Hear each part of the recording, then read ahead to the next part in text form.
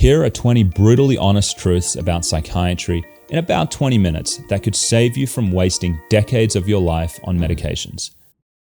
I'm Dr. Josef Witt-Doerring, and I run the world's largest practice dedicated to helping people come off psychiatric medications. And these are the things my patients wish they had known before they even started psych meds. Let's get into it. To start with, psychiatric diagnoses, these are labels. These are not explanations. What that means is that there is no unified biological understanding for why these conditions occur. There's no lesion on a brain scan or chemical imbalance. This is why no diagnostic tests are used in psychiatry. How these conditions were created was essentially by a bunch of people voting on what symptoms they thought represented these conditions. This has nothing to do with biology. Number two, most people with psychiatric diagnoses, they do not have anything wrong with their brain. They're simply suffering from life hardship issues or health issues. They're struggling with things like loneliness, job dissatisfaction, financial stress, struggling to see a path for themselves in the world. They also have problems with poor health driven by diet or substance abuse or lack of exercise. I think many people get kind of pulled into the psychiatric narrative where, it's a brain illness because it's easier that way. It can simply be easier to say, I've got something wrong with my brain rather than contend with these much more complicated problems that people are facing. Number three, psychiatric medications, these are not a cure. They do not fix any kind of chemical imbalance. This is just marketing slogans, not scientific fact. In fact, the way these drugs work, every single one of them, is by masking the symptoms that the person is experiencing. They're not fixing or reversing any abnormality because we can't find them. Because if we could find that abnormality, we would test for it and show it to people. And so that's how the drugs work. Not by fixing anything, but by papering over the symptoms. Number four, most people who take psychiatric drugs long-term will run into the tolerance problem. What this means is that as you take these drugs over time, our body pushes against the effects of them and they wear off. And what this means is that if you're going to continue to use this as a solution, you will need to increase your dose over time. You may get maxed out on one medication and need to start another medication. And this is the way that we see someone who starts on a low dose of an antidepressant. After 10 or 20 years, they end up on 5 different medications because they're constantly trying to get that new drug effect as their body is fighting against it. Number 5, psychiatric drugs can actually worsen some people in the long term. This is the rule rather than the exception, and we see this across all of the drug classes. Antipsychotic medications that can cause a permanent movement disorder called tardive dyskinesia. It's highly correlated with cognitive decline. Benzodiazepines over time will make some people more anxious. It's called benzodiazepine-induced neurological dysfunction. Sometimes they'll even develop neuropathy, like tingling in their hands and feet, or even ringing in their ears or light sensitivity. That is a toxicity that happens long-term with benzos. When we go into the mood stabilizers and we look at things like lithium can cause a condition called silent syndrome. This looks like dementia, and you have tremors as well. And it can be irreversible in some people. And there's no difference with antidepressants, particularly these serotonin antidepressants like the SSRIs and the SNRIs. They can cause a condition called tardive dysphoria, where long-term people will start to develop this feeling of being very blunted, having low motivation, some cognitive impairment, and high background anxiety. And it's always there. They try and increase the dose. It doesn't really go away. They never feel quite themselves again. And unfortunately, what I see with many of these people who have these drug-induced worsenings is that it's misdiagnosed, and the doctors will tell them they're treatment resistant, and then they end up on ketamine or TMS or end up with 60 treatments of ECT. And the docs never realize that it's actually the drugs that were making people worse. Number 6, long-term users of psychiatric medications are essentially guinea pigs. Despite claims that these drugs are safe and effective, none of them have been studied in a placebo-controlled trial that lasted longer than a year. This is obviously really important because 50% of Americans are taking these drugs for 5 years or longer. And so we really don't know what's going on after a year. Are they still effective? Now, it doesn't make sense to me that we've never done this study and that the NIMH has never extended these beyond a year to kind of match how long the people use these drugs for. You can do it. It's not too expensive. And it would seem especially relevant given that the drugs wear off over time, they cause tolerance, and in some people they make them worse. We really should be seeing what these drugs are doing long-term. So yes, the long-term users, we don't really know what's going to happen to them. Yes, some people, they don't develop a lot of tolerance. They use them long term and they're fine.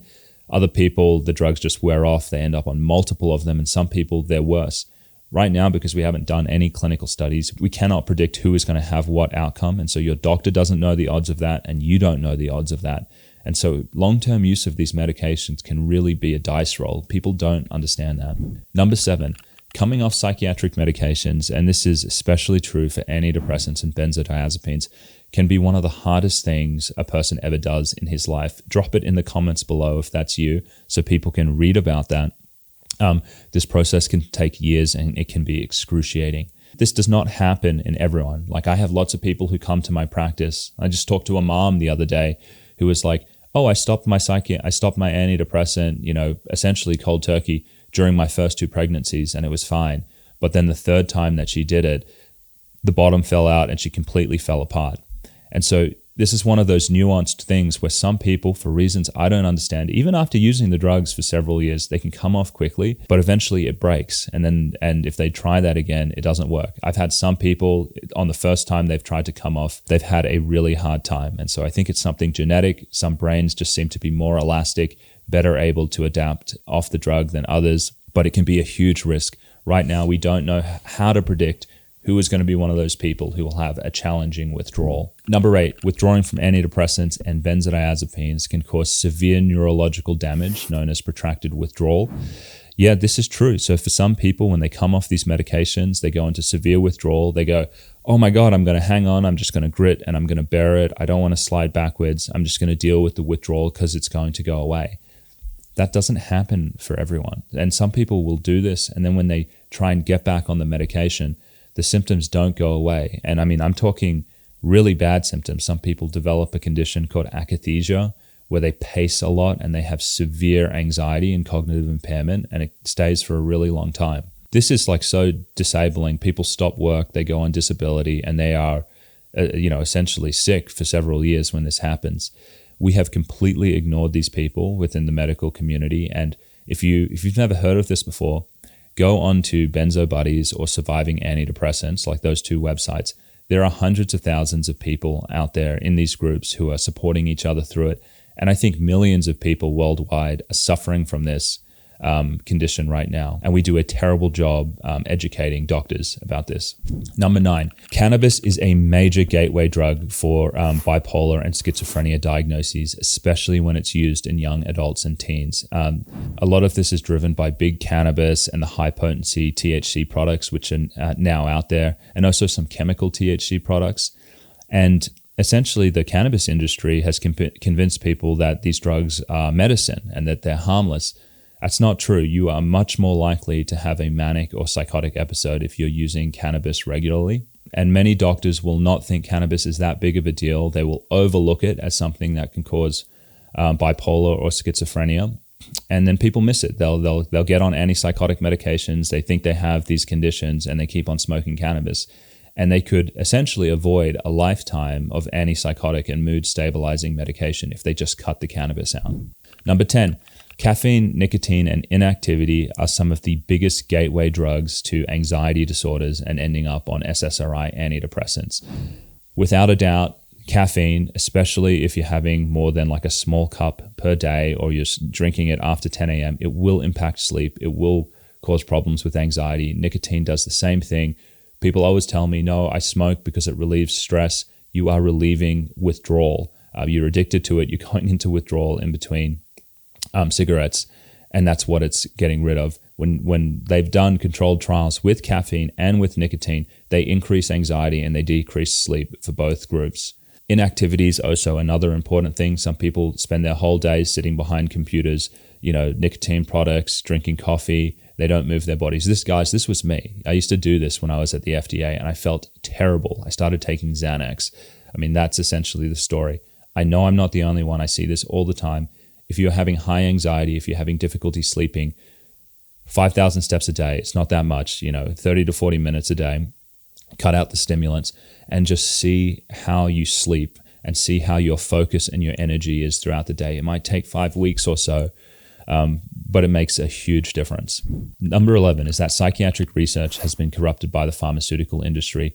Guys, these industries will pour billions of dollars into crafting journal articles that appear neutral, but a lot of the times they're ghost written. They get academics who are friendly to them and they put them on the authorship line. And really they're created to persuade people. They do everything they possibly can in these articles to make the drug look better than it is. This isn't really objective science. It's really marketing disguised as science. And this is one of the main reasons why doctors have such a poor understanding of actually the benefits and the risks of these drugs, because they're just consuming marketing material. Number 12, pharmaceutical companies have corrupted academics.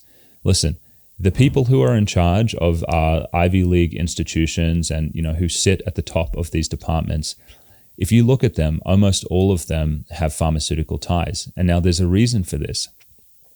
The reason is that there's huge career advantages if you're an academic and you want to become a professor. If you work with the drug companies, it's way easier to get funding to run clinical trials for them than to apply for government funding or some kind of independent funding. And also when you work with these drug companies, they give you research staff, they give you the protocol, they kind of set the whole thing up for you. They put you on multiple publications, they fly you around the world to talk at conferences. All of this stuff pads your CV and makes you look like you're a world expert, which is what you need to become a professor. And because of this, many academics will not say negative things about the drugs because they do not want to jeopardize their careers. And so what this means is, like, when we're looking at these institutions saying, oh, at least we have these independent academics who are going to push back against the marketing and that sort of narrative, that's not true. These people have been completely compromised. And that leads into number 13, which is why we have such a problem with doctors these days.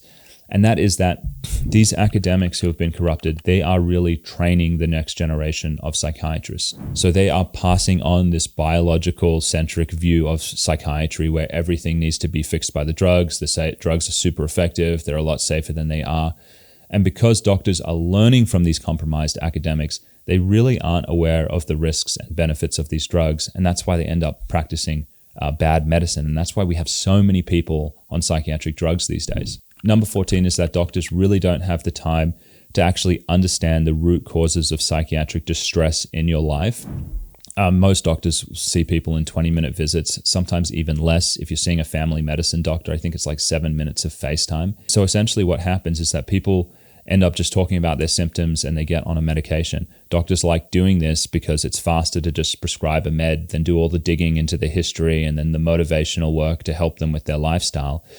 These doctors also feel like very justified and safe prescribing these meds because they can point to the super biased like medical literature that the pharmaceutical companies have made to say, oh, but you see, I'm doing what, is in this literature. And it's got like the names of the people from like Harvard and Yale on there. And they say, well, look at these esteemed academics.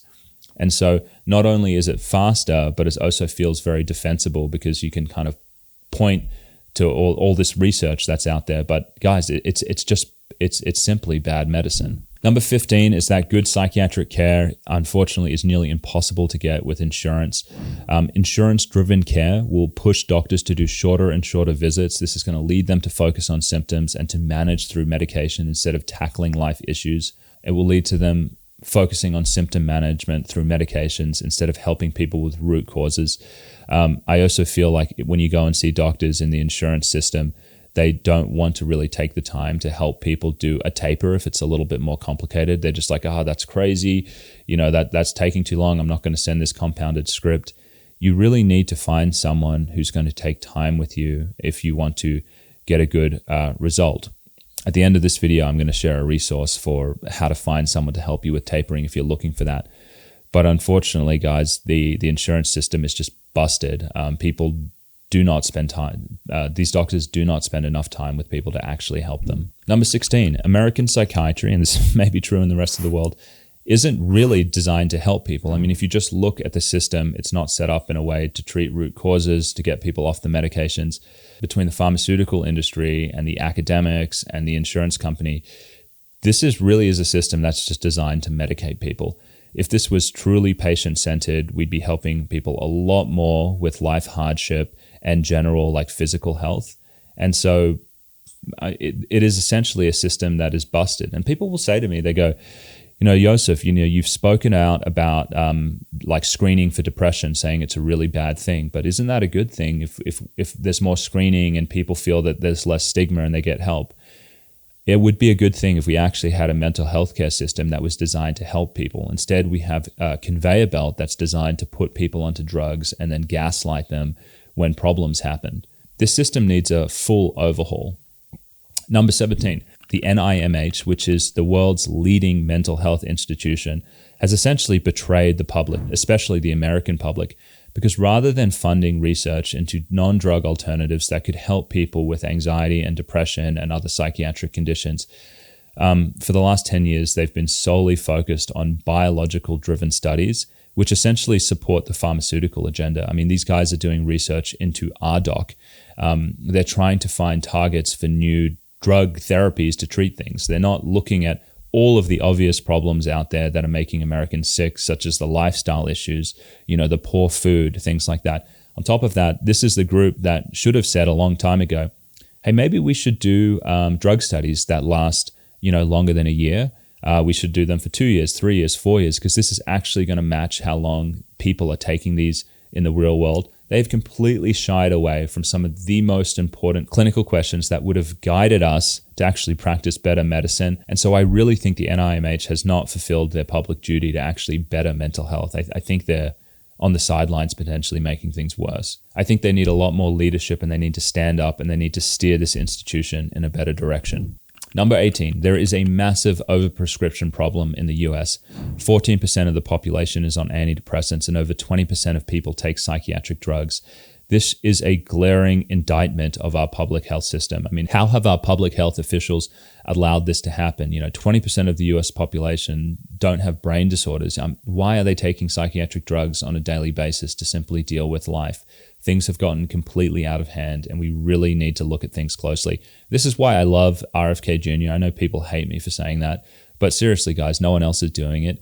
He's someone getting in there. He wants to make the country healthier. He's looking at the psychiatric meds. He's the best thing to happen, with respect to like public health in psychiatry in a long time.